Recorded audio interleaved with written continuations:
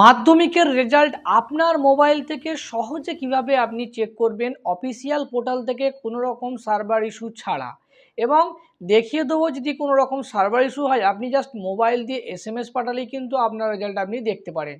তো আজকে আমি কিন্তু এই ভিডিওয় দুটি প্রসেস বলে দেবো, দুটি পদ্ধতির মধ্যে যে কোনো একটি অ্যাপ্লাই করে আপনি আপনার মাধ্যমিকের রেজাল্ট খুবই সহজভাবে দেখতে পারেন।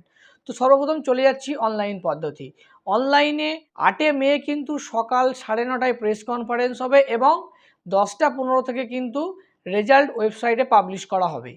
তো তার জন্য সর্বপ্রথম আপনি নিচে দেওয়া দুটো ওয়েবসাইটের আমি লিঙ্ক দিয়ে দিচ্ছি, যে কোনো একটি চলে যাবেন, ক্লিক করবেন, করলে কিন্তু আপনার সামনে পুরো ওয়েবসাইট খুলে যাবে। নিচে আসবেন, দেখবেন মাধ্যমিক এসই বলে একটি অপশান আছে, নিচে দেখবেন রেজাল্ট, তো ওখানে ক্লিক করবেন, করলে আপনার সামনে পেজ চলে আসছে।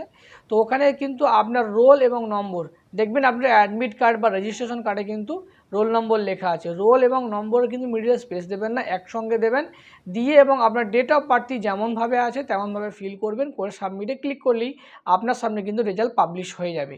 এবং যদি কোনো কানেকশান ইস্যু সার্ভার ইস্যুর জন্যে চেক না করতে পারেন, প্রায়শই এটা হয়ে থাকে, তাহলে কি করবেন, তাহলে আমি একটি নিচে স্ক্রিনে একটি নম্বর দিয়ে দিচ্ছি, এই নম্বরে একটি মেসেজ পাঠাবেন, এসএমএস করবেন, WB ক্যাপিটাল লেটারে WB10 একসঙ্গে দেবেন, দিয়ে স্পেস দেবেন, দিয়ে আপনার অ্যাডমিট কার্ডের নম্বরটি কিন্তু ওখানে দিয়ে ওই নাম্বারে সেন্ড করে দেবেন।